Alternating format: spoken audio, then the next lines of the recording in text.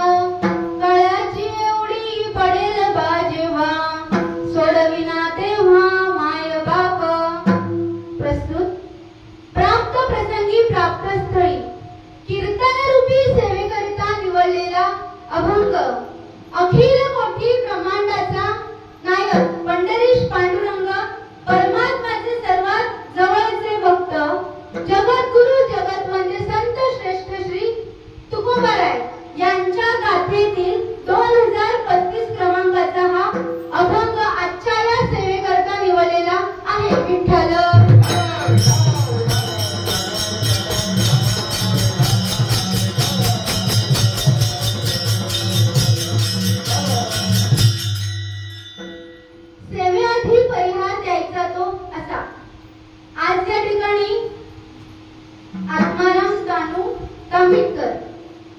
यांच्या प्रथम पुण्य स्मरणानिमित्ताने हे बाबा आपल्या संप्रदायाचे घटक आहेत आणि माझे सद्गुरु गुरुवर्य नाना म्हणजे भारती बाबा यांचे शिष्य देखील आहेत।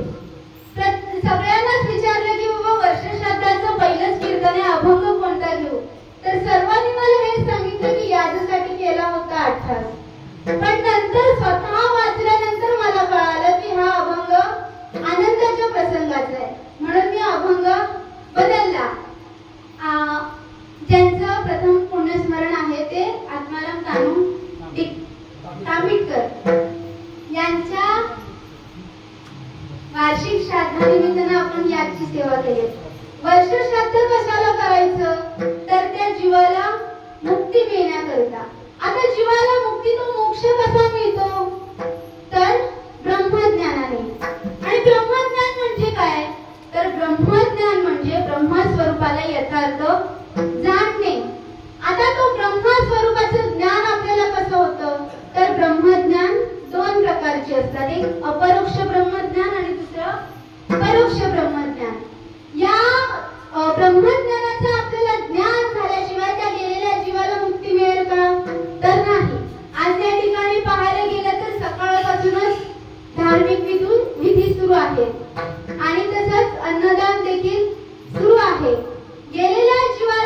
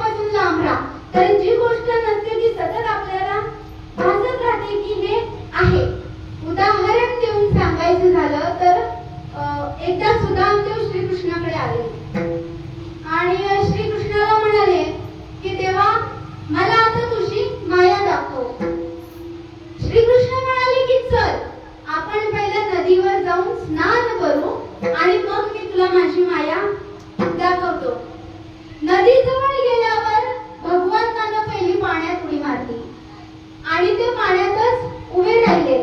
नंतर सुदामदेवांना म्हणाले की आता तुम्ही देखील पाण्यात उडी मारा. सुदामदेव पाण्यात गेले. तोच भगवंताने त्यांची मान अशी पाण्याच्या वरती पाण्यात पकडून ठेवली आणि सुदामदेव एका श्रीमंत नगरीत त्यांनी प्रवेश केला आणि तिथे गेल्यानंतर ती नगरी एवढी श्रीमंत होती, असं वाटत होतं की मी या नगरीचा राजकुमार. कारण सुदामदेव होतेच दिसायला तिकडे. तिथून आजूबाजूची माणसं जाताना त्यांना भेटण्यात आली आणि म्हणाली की अहो तुम्ही किती दिसायला सुंदर आहात, तुम्ही तर अगदी आमच्या राजकुमारीच्या वरास पात्र ठराल. असं त्यांचं बोलणं झालं आणि नंतर मग ते सुदामदेवांना घेऊन त्या राज्याच्या राजाकडे आले. राजाशी बोलणं झालं आणि सुदामदेवांचं लग्न त्या राजकुमारीशी झालं. राजकुमारीशी लग्न झाल्यानंतर काही दिवसांनी त्या राजकुमारीचा मृत्यू झाला आणि त्या राज्याचा असा नियम होता की एखाद्या पतीची पत्नी म्हणजे एखादी स्त्री मरण पावेल तेव्हा तिच्या नवऱ्याने त्या जळत्या चितेवर जाऊन आपल्या देहाची आहुती द्यायची. आणि सुदामदेवांना तर मोठा प्रश्नच पडला की हे मला काय माहीतच नव्हतं, आता मी करू तरी काय. आणि मग त्यांनी द्रौपदी सारखा भगवंताचा धावा केला. तो कसा कोठे गुंतला द्वारकेच्या राजा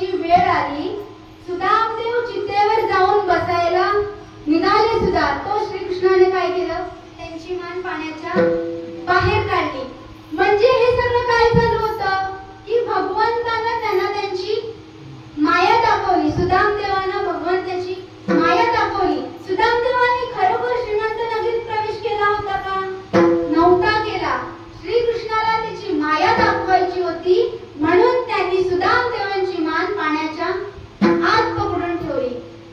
जर आपण या मायेत अडकलो तर आपल्याला भगवंत सोडवायला येईल का? नाही, कारण आपण देवाची तेवढी भक्तीच करत नाही. आपण देवापर्यंत तेवढं जाण्याचा प्रयत्नच करत नाही. म्हणून तुकाराम महाराज म्हणतायत की या मायेपासून लांब राहा. नको नको मना गुंतू माया जळी, काळा आला जवळी ग्रासावया. हा देह आपल्याला मिळालाय तो काकटाळी न्यायाप्रमाणे. तो कसा? दृष्टांत देऊन सांगते. एकदा काय झालं, राजाला कावळ्याजवळ काहीतरी काम पडलं. आता राजा लोकांना काय लागेल ते सांगता येत नाही. म्हणून मग त्यांनी त्यांच्या एका सेवकाला सांगितलं की तुम्ही राज्यभरात दवंडी द्या की मला एक कावळा पकडून हवाय आणि जो मला कावळा पकडून देईल त्याला मी 50,000 रुपये बक्षीस देईन. असं एका रस्त्याने जाताना आंधळ्याने ऐकलं आणि तो पुढे गेला नदीवर स्नानाकरता. नदीत उतरला आणि त्याने सहजच आपल्या दोन्ही हाताने टाळी वाजवली आणि त्याच्या हातात तो कावळा, उडत जाणारा कावळा सापडला देखील. आता त्याच्या हातात तो कावळा सहज सापडला. त्या कावळ्यालाही माहित नव्हतं की हा मला पकडणार आहे आणि ह्यालाही माहित नव्हतं तो कावळा माझ्या हातात येणार आहे. हा मनोमन म्हणू लागला की आता हा कावळा मला मिळालाय. हा कावळा मी राजाला जाऊन दिला तर राजा मला 50,000 रुपये बक्षीस देईल.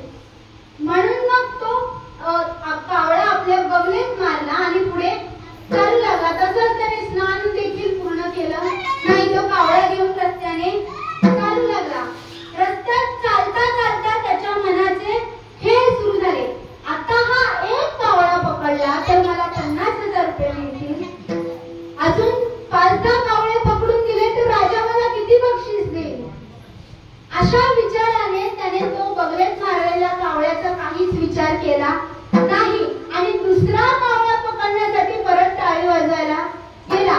पण तेव्हा काय झालं, दुसरा कावळा मिळाला तर नाही, पण त्याच्या बगलेतला जो कावळा होता तो देखील उडून गेला.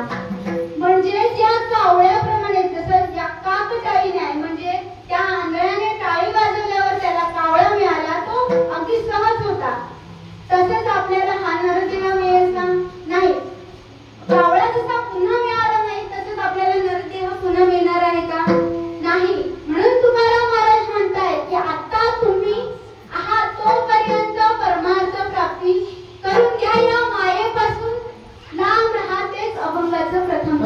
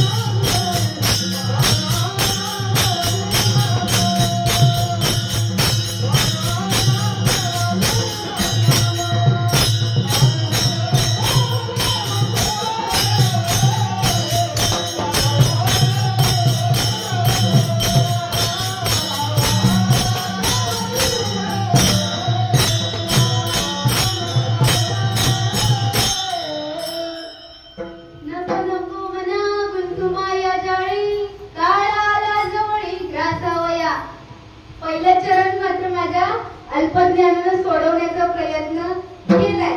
आता पुढचं त्या भगवंतापाशी.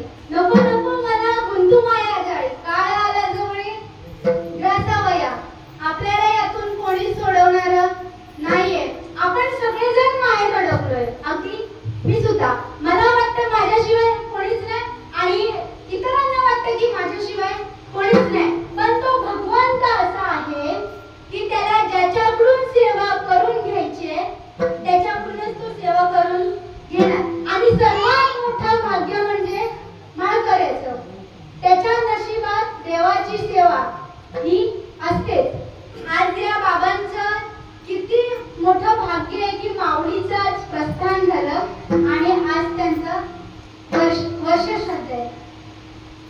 माऊलींची पण त्यांच्यावर कुठेतरी कृपा होती की माऊली पांडुरंगाच्या भेटीला निघाले आणि यांच्या देखील मोक्ष मिळवून देण्यास आपण सुरुवात केली. नको नको मला गुंतू माया जाळी, काळ आला जवळी ग्रासावया. आता हे आपण वर्षश्राद्ध का करतो आणि कशाला करतो? तर त्या देहाला मोक्ष मिळवून देण्याकरता. मोक्ष ब्रह्मज्ञानाने मिळतं. पण त्या जीवाच्या नंतर होतं काय? तो जीव नंतर जातो कुठे? तर ज्या वेळेस एखाद्या माणसाचा मृत्यू होतो त्यावेळेस ते यमाचे दूत येतात आणि त्या देहातून प्राण काढायला सुरुवात करतात. आणि ज्या वेळेस या देहातून ते यमाचे दूत प्राण खेचून बाहेर काढतात त्यावेळेस 100 वेदना त्या देहाला होत असतात. आता पाप पुण्य कर्माचा विचार करायचा झालं तर पुण्य करणारी माणसं निश्चितच स्वर्गवासी होतात, ती स्वर्गातच जातात. पण पाप करणाऱ्याचे काय होतं? तर पाप करणाऱ्याला यमाचे दूत त्या देहाजवळ एकदा प्राण काढला की त्या देहाजवळ जाऊन देखील देत नाही.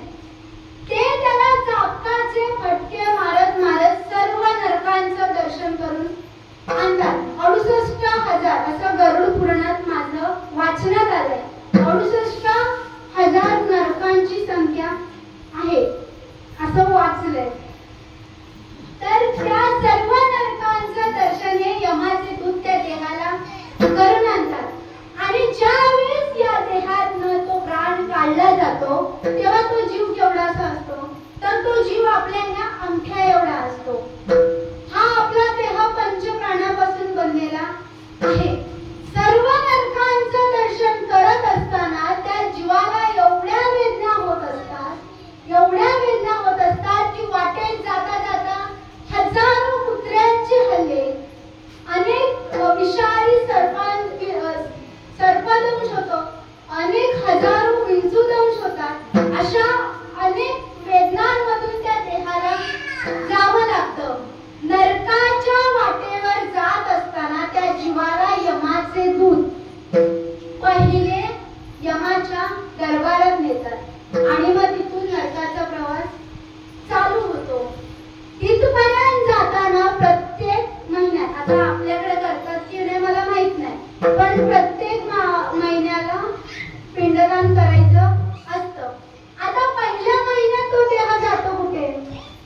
पहिल्या महिन्यात सौम्यपूर नावाच्या नगरीत हा देह जातो. सौम्यपूर नावाच्या नगरीत गेल्यानंतर पहिल्या महिन्याचं मासिक पिंडदानाचं अन्न सेवन करून हा देह पुढे प्रवासाला निघतो. पुढच्या प्रवासाला निघाल्यानंतर दुसऱ्या महिन्याचं अन्न सेवन करण्याकरिता तो सौरीपूर या नगरात पोहोचतो. आणि असंच पुढे पुढे पहिलं सौम्यपूर, दुसरं सौरीपूर, तिसरं गंधर्वपूर, अशा अनेक नगरीतनं प्रवास करत करत अनेक नानाक्रंदपूर, क्रौंचपूर, क्रूरपूर, दुःखदपूर किंवा आपलं पयोवर्षणपूर असेल अशा अनेक नगरीतनं प्रवास करीत हा देह बहुवितीपूर या नगरीत येतो. तो तिथपर्यंत कधी पोहोचतो? जेव्हा त्याचा मृत्यू होऊन 11.5 महिने होतात.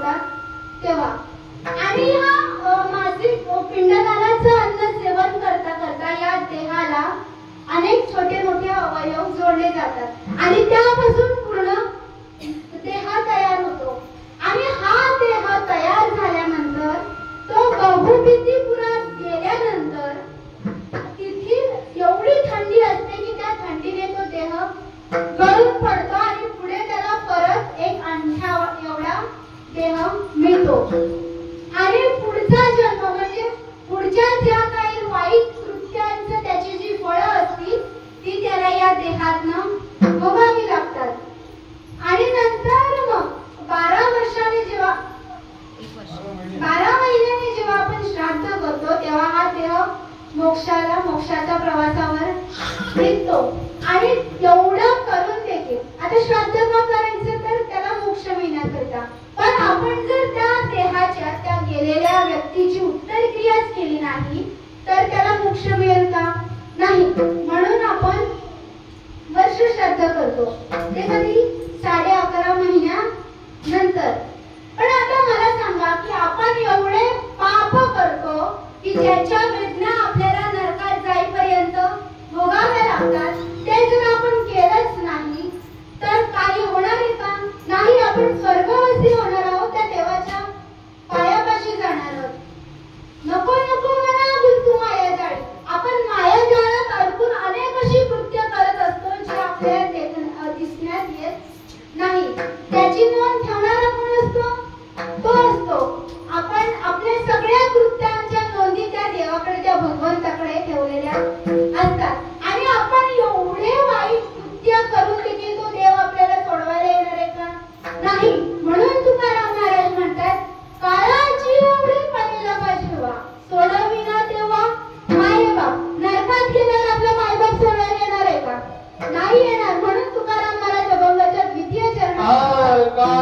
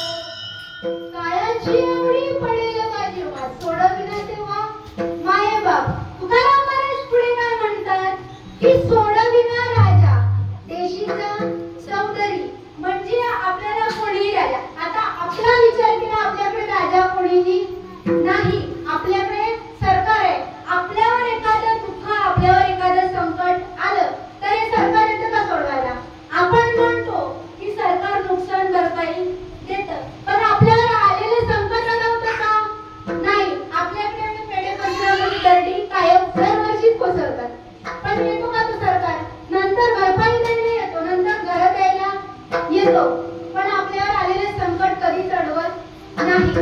आपण एवढी जोडलेली माणसं आहेत, ती तरी येतात का? नाही. आणि कसोयरी भली भली काळाची एवढी पडेला पाहिजे सोडविना तेव्हा माय बाप आपल्याला यातून कोणीच सोडवत नाही. आता करंट अफेअर्स मध्ये बघायला गेलं तर अनेक प्लेन क्रॅश, विमान कोसळलं किंवा ट्रेनचा अपघात झाला, त्यातून कोणी कोणाला सोडवू शकलं का? नाही सोडवू शकलं. तसंच आपल्याला यातून कोणी सोडवणार नाही. येते अभंगाचं तिसरं चरण.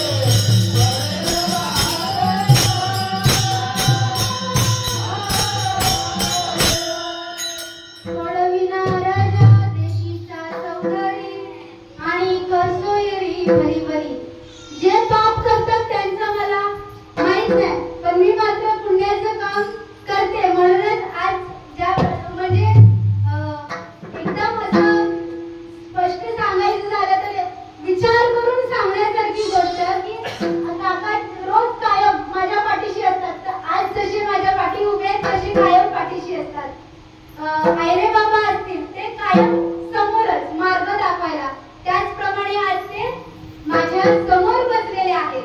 बाकीच्यांचं मला माहित नाही, पण माझे जेवढे सगळे सोयरे ठेवलेले आहेत ते येतील माझ्या वाट्याला. काळाची एवढी पडेला तेव्हा सोडविना तेव्हा माय बाप.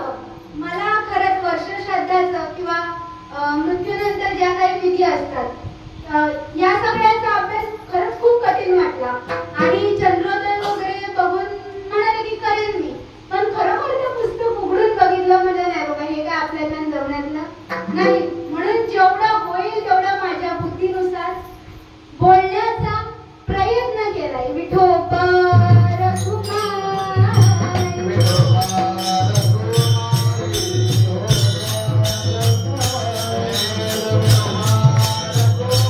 Thank you.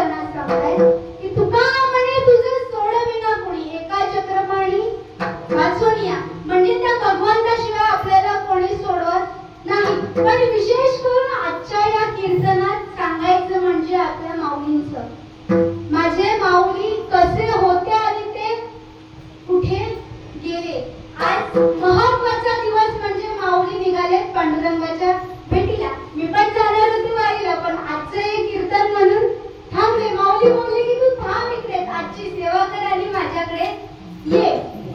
तर आपल्यासाठी माऊलीने काय केलं हे मी माझ्या प्रत्येक कीर्तनात सांगत असते. कारण आपण ज्यांच्या मागून हे संप्रदाय चालवतो, म्हणजे आम्ही नाही, तुम्ही चालवलात, आम्ही फक्त त्याचे भागीदार. ज्यांच्यासाठी आपण हा संप्रदाय चालवतोय, ज्यांच्यापर्यंत पोहोचण्यासाठी, म्हणजे साध्य आणि साधन. आता भक्ती म्हणजे साध्य आहे की साधन आहे? तर दोन्ही पण आहे. साध्य म्हणजे जे मिळवतो ते, आणि साधन म्हणजे ज्याच्यापर्यंत पोहोचायचे, त्यासाठी आपण जी गोष्ट करतो ते. आता भगवंतापर्यंत पोहोचायचंय तर आपण काय करणार? देवाची भक्ती करणार, पूजापाठ करणार, म्हणजे ते काय झालं? साधन झालं. आणि देव आपल्याला मिळाला म्हणजे ते काय झालं? साध्य झालं. तर आपल्याला तो पांडुरंग आता भेटलाच आहे. तर त्याच्यापर्यंत पोहोचवण्यासाठी आपल्याला कोणी मदत केली? तर माझे माऊली. माऊलींनी काय केलं? माऊलींनी आपल्याला हरिपाठ दिला. माऊलींनी आपल्याला चांगली पासष्टी दिली. माऊलींनी आपल्याला ज्ञानेश्वरी दिली. सगळे ज्यावेळेस माऊली समाधीला बसणार होते त्यावेळेस सगळे संत एकत्र आले आणि काय केलं? विमानाची दाटी पुष्पाचा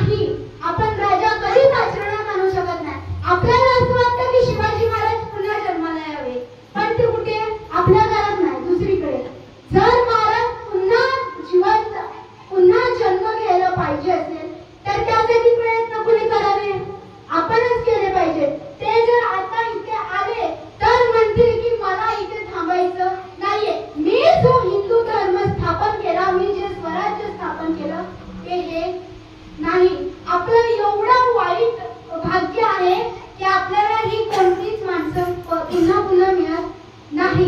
मग आपल्याला आपण काय करायचं? आपण त्या देवापर्यंत पोचायचे कसं? आपल्याला रोज रस्त्याने जाता येता माऊली किंवा तुकोबारे दिसतात का? नाही दिसत. आपल्याला ते पुन्हा कधी मिळणार देखील, पुन्हा कधी भेटणार देखील नाही. मग आपण काय करायचे? आपले गुरुवर्य आहेत त्यांच्यातच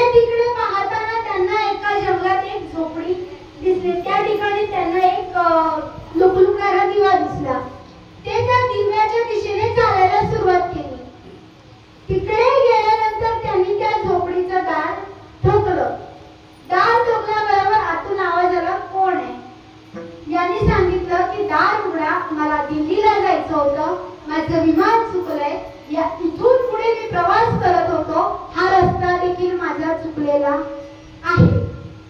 नितू मांडके निघाले होते कुठे पुरस्काराला, पण हा पुरस्कार देवाला मान्य होता का? तर नव्हता. ते त्या झोपडीजवळ आल्यावर दरवाजा ठोकल्यानंतर त्या झोपडीत एक स्त्री राहायची. त्या स्त्रीने तो दरवाजा उघडला आणि त्यांना विचारलं, कोण तुम्ही? तर नितू मांडके म्हणाले की मला पहिलं आत येऊ द्या. त्या स्त्रीने त्यांना आत घेतलं आणि खूपच भिजले असल्या, पावसात खूप भिजले असल्यामुळे त्यांना एक टॉवेल दिला आणि म्हणाले की तुम्ही थोडा वेळ थांबा, मी तुमच्यासाठी चहा बनवते. आणि तिने डॉक्टरांसाठी आणि ते त्यांच्यासोबत जे ड्रायव्हर होते त्यांच्यासाठी चहा ठेवला. आणि चहा तिने तेव्हा काय आपल्यासाठी गॅस नव्हते, चहा चुल्यावर ठेवल्यानंतर ती भगवंताचं नामचिंतन करायला लागली. आणि नामचिंतन चालू केल्याबरोबर तो चहा जळून कधी गेला ते तिला कळलं नाही. नितू मांडके म्हणाले, अहो तो चहा जळला सुद्धा, तुम्ही काय त्या भगवंताचं एवढं चिंतन करताय? तर ती म्हणाली की तुम्ही फक्त 5 मिनिटं थांबा, मी पुन्हा तुम्हाला चहा करून देते. तिने ते पुन्हा चहा ठेवली आणि चहा झाल्यावर डॉक्टरांना दिली सुद्धा. आणि ती चहा पिऊन झाल्यानंतर डॉक्टर म्हणाले की तुम्ही त्या भगवंताचं एवढं नामचिंतन का करताय? आणि त्या काय म्हणत होत्या माहितीये? त्या भगवंताचं कसं नामचिंतन करत होत्या? श्री कृष्ण गोविंद हरे मुरारी, हे नाथ नारायण वासुदेवा. गोविंद हरे मुरारी, हे नाथ नारायण वासुदेवा.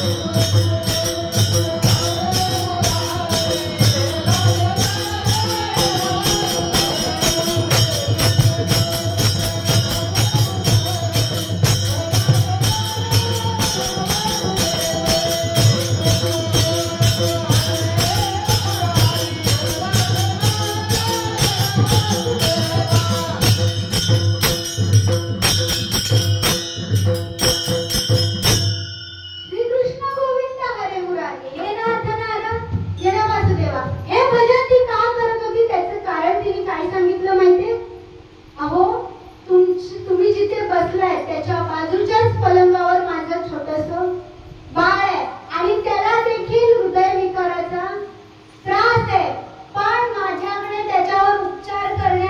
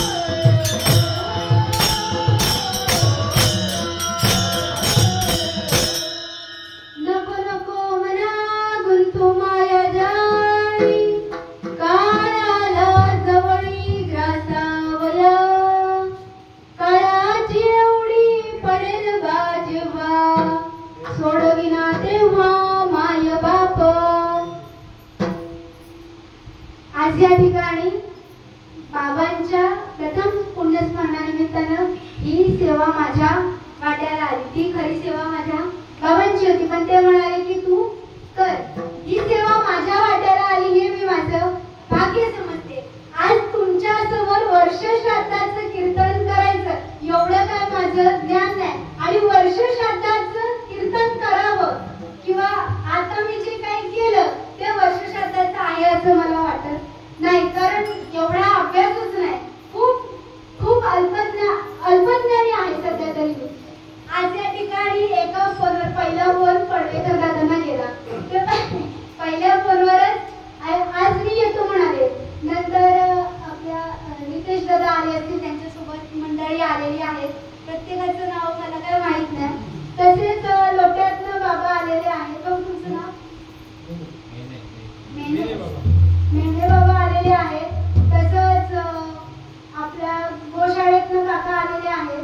त्याचप्रमाणे गुरुवर्य हैरे बाबा असतील, विकास काका असतील. त्याचप्रमाणे सारखा दादा येताय ना करून दीपक दादा आज इथे आलेले आहेत. त्याचप्रमाणे माझा बंधू एकनाथ दादा असेल, परत काका असतील.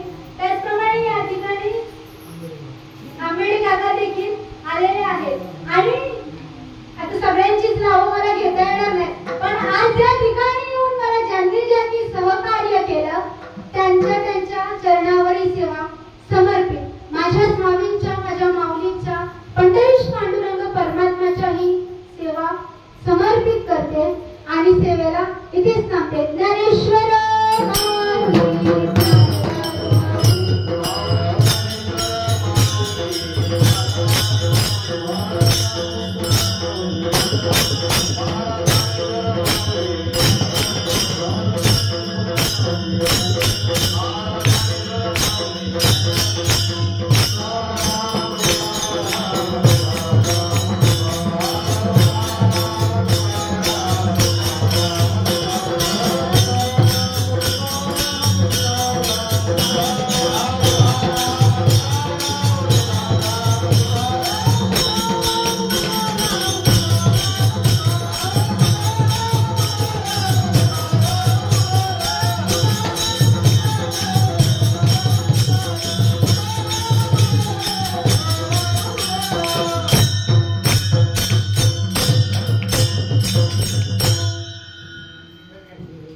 तुका म्हणे तुला सोडविना कोणी, तुका म्हणे तुला सोडविना कोणी, तुका म्हणे तुला